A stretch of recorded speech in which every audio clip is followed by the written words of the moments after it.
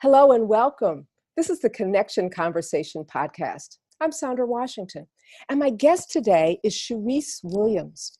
Charise was formerly the Deputy Chief of Staff for the Illinois State Treasurer, and she is currently with the Chicago Federation of Labor. Earlier this year in 2018, Charise ran for Cook County Commissioner. She ran in that 2018 primary. We're delighted to have you. Charise, welcome. Thank you. Thank you. I'm happy to be here. Yeah. So tell me a little bit about that race for Cook County Commissioner. I understand that even though you didn't win, you came in third, but you had way less money than some of the other candidates that did better. Is that correct? Yes, it is. It was 7 of us total. I did come in third with the least amount of money, but the reason why I came in third was because the power of the vote of women. Women were the ones who propelled me to be able to do great things with very little resources. Okay, that sounds really wonderful. So you're saying that women have the power to shape elections? Is that kind of what you're saying? Yes, exactly. They do. Women now they make up about 51% of the Democratic vote throughout the nation.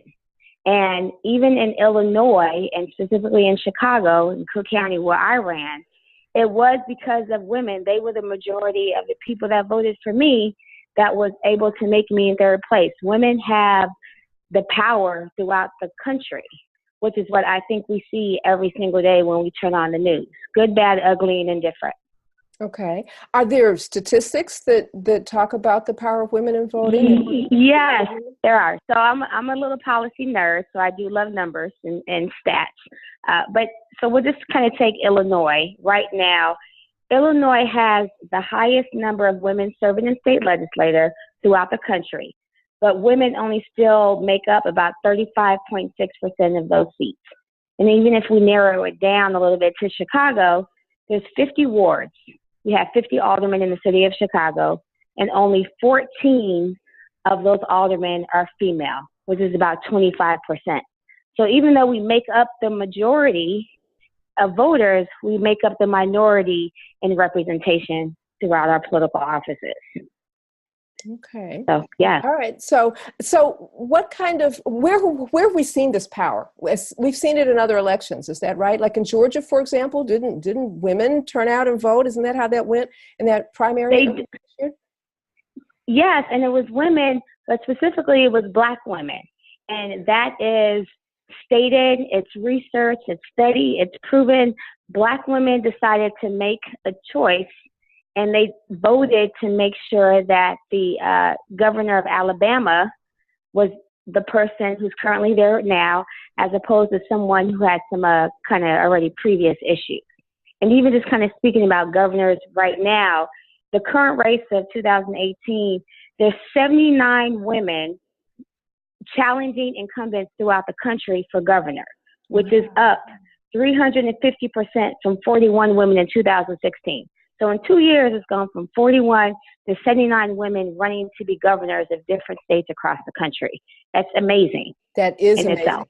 Well, all right. So what if we elect women to these positions?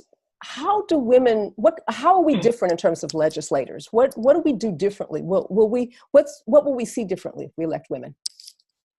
Well, yeah, I'll give you it kind of anecdotally and research-wise. So just think about the women in our everyday lives. Women are able to see things from a different perspective, sometimes a more humane perspective.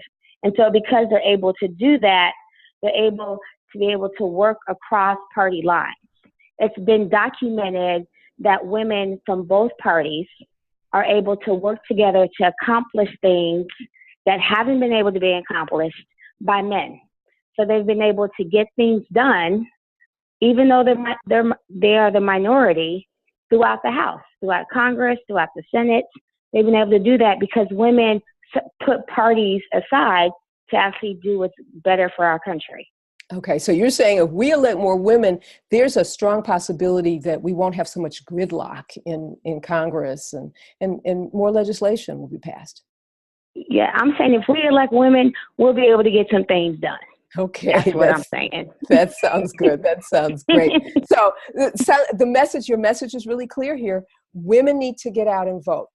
Early voting is going on now. If you're in the Chicago area and in Cook County and metropolitan Chicago, early voting is going on.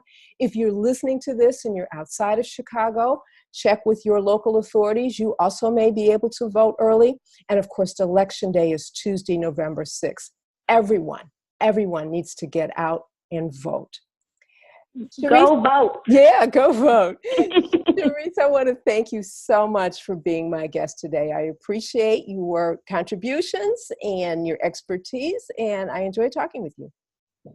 Thank you for having me. I appreciate it. Sure. Well, thank you too for listening. This has been the Connection Podcast. I'm Saundra Washington. Bye now.